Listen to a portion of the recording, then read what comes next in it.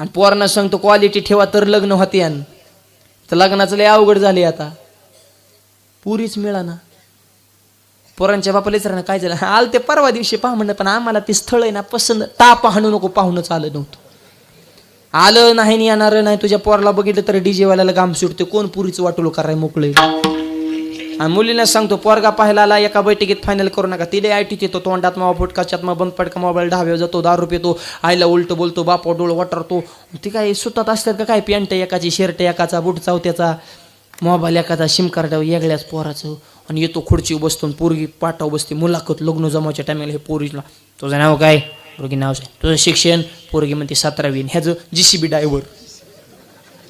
मेलं वाड्याला माती उपसू उपसू, अजिबात घाबरायचं आहे मुले. त्याला काय प्रश्न विचारून त्याचं झालं म्हणायचं, तुझं झालं का, तर तू बस पाठाव.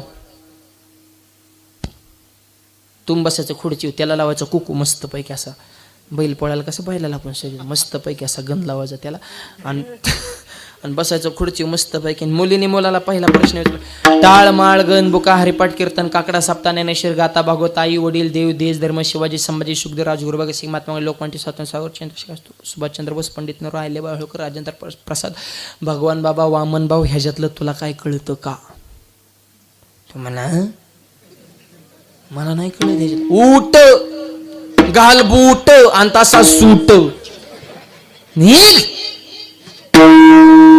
देव कळा ना धर्म कळे ना, तुझ्या संग लग्न करू का, वाटोळ करू का. दुसरा प्रश्न तो म्हणला मला कळतंय, मग बस. दुसरा प्रश्न, दारू मावा गुटखा गांजा जोगार मटका झटका चटका तुला काय व्यसन आहे का, ते मला नाही, बस. तिसरा प्रश्न, मी सीता तू राम तुझी आई कौशल्या तुझा बाप दशरथ, ही 4 नाती मला मान्य, तुला मान्य आहेत का. कुणी म्हणायचं